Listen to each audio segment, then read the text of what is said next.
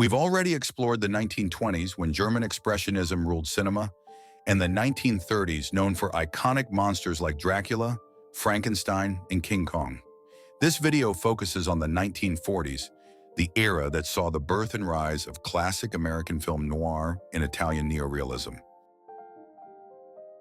This satirical work by Charlie Chaplin stands out for several reasons. First, it was the legendary comedian's first fully sound film.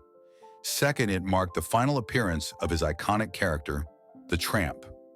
Third, its sharp political satire targeting Nazi Germany and Adolf Hitler caused significant public controversy. At the time, the US government was still following a policy of peace and non-intervention with Germany, making the film's themes uncomfortable for some. The story follows a Jewish barber who is mistaken for a ruthless anti-Semitic dictator due to their striking resemblance. Using this confusion, he advocates for world peace. The Great Dictator earned 5 Academy Award nominations, including Best Picture and Best Actor. To this day, this is the first and only adaptation of John Steinbeck's Pulitzer Prize-winning novel. Directed by Western maestro John Ford, who went on to win the Academy Award for Best Director, The Grapes of Wrath uses the dramatic road movie genre to tell the epic story of the search for happiness and justice. During the Great Depression, farmers from Oklahoma head to California in search of a better life, only to encounter the same decline and ruin they tried to escape. The lead role was played by the legendary Henry Fonda, whose portrayal was described by critics as noble yet doomed, the truth seeker. This film is widely regarded by critics as Alfred Hitchcock's finest work, an adaptation of Daphne du Maurier's novel starring Laurence Olivier and Joan Fontaine. It rightfully won the Oscar for Best Picture. The Gothic thriller tells the story of the growing unease and near psychosis of a modest, unnamed young woman who marries a widowed aristocrat and moves into his vast estate, where every corner seems to remind her of his late wife.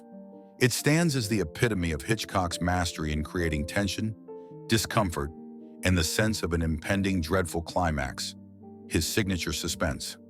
Furthermore, Rebecca, released during the years when the Hays Code heavily censored morality and sexuality, sparked debates and speculations about a lesbian subtext in the portrayal of the deceased Rebecca. There's little need to remind anyone that Orson Welles' Citizen Kane consistently ranks at the top of lists of the greatest films of all time. Remarkably, it was Welles' feature-length debut, made when he was just 25 years old. He not only directed the film, but also co-wrote, produced, and starred in it. This monumental biographical drama, loosely based on the life of American media tycoon William Randolph Hearst, begins with the death of the protagonist, who utters the mysterious word rosebud with his final breath. Told through the structure of a journalistic investigation, the film reveals a tragic story of wealth, power, ambition, and ego, leading to the moral downfall and dehumanization of a once idealistic dreamer. In the 1930s, Universal Studios introduced iconic monsters like Dracula, Frankenstein, the Mummy, and the Invisible Man.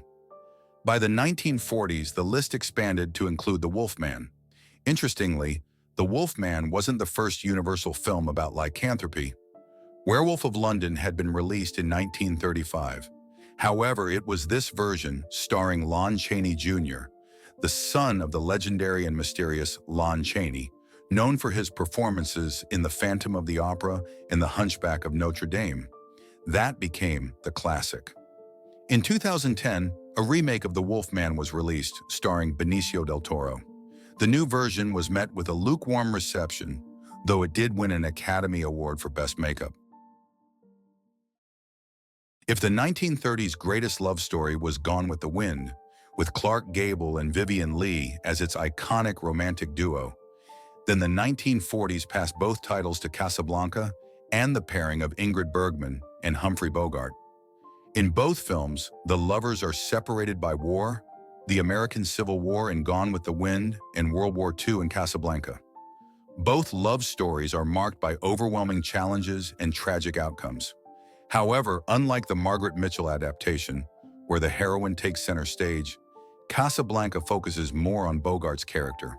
Throughout the film, he undergoes a spiritual evolution, transforming from a neutral bystander under a pro-fascist regime to an active fighter for the cause, a shift that mirrored America's transition from isolationism to full participation in the war. The image of lovers sacrificing their love for peace and the greater good still brings audiences to tears. Casablanca won 3 Academy Awards out of 8 nominations, including Best Picture, Best Director, and Best Screenplay. This erotic noir, based on the American novel The Postman Always Rings Twice, marked the directorial debut of Italian master Luchino Visconti. However, Visconti significantly reworked the source material. The story of a passionate affair that drives lovers to commit murder, only to find no happiness, had been adapted before by French director Pierre Chanal in 1939's Le Dernier Tournant, and after in the classic American noir of 1946 and the 1981 version starring Jessica Lange and Jack Nicholson.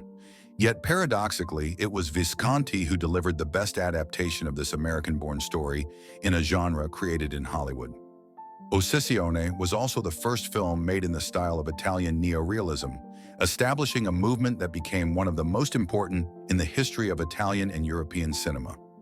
Many critics consider it Visconti's finest work and one of the greatest directorial debuts in world cinema.